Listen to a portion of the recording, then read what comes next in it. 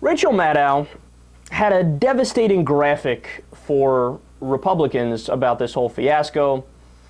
And basically, it says, Republican demands.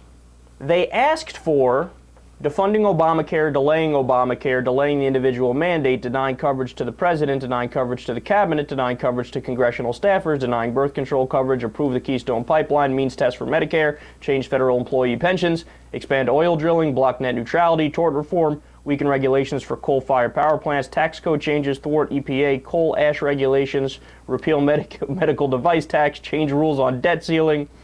They asked for all of that, and what did they get at the end? Nothing. Big old womp womp is what they got. Now, when you put it that cut and dry, it does appear to be fairly devastating for the Republicans, doesn't it? However, it's not 100% accurate. So what do I mean by that? Well, what the Republicans were able to get was sequester level spending continued. Now, if you remember, the sequester level spending, it's at 10% across the board, indiscriminate cuts. It was over $1 trillion worth of cuts. It's incredibly draconian. In fact, it is a smaller budget and less spending than the original Ryan budget, which was absurd and out of bounds when that was first proposed.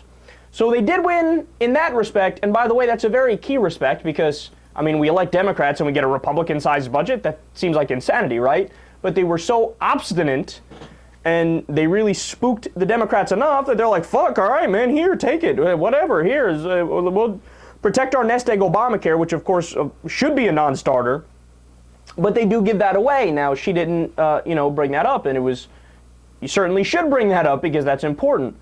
And they also got their fig leaf for Obamacare, which it might not seem like much, but it allows them to go back to their base, and it allows them to go to the crazy people in right-wing media and say, whoa, you're saying we didn't get anything. We got the same size budget that we wanted. We continued the sequester cuts, and we got income verification for Obamacare.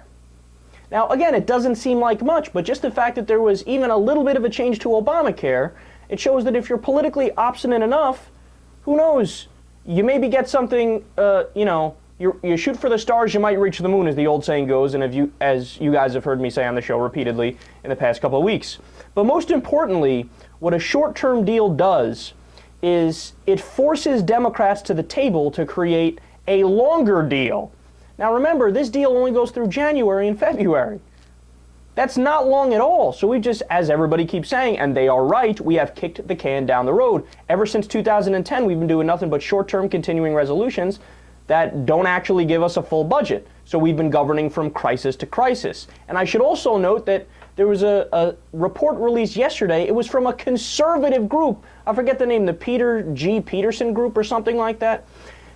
Because we are governing from crisis to crisis, it's cost us 900,000 jobs. 900,000 jobs.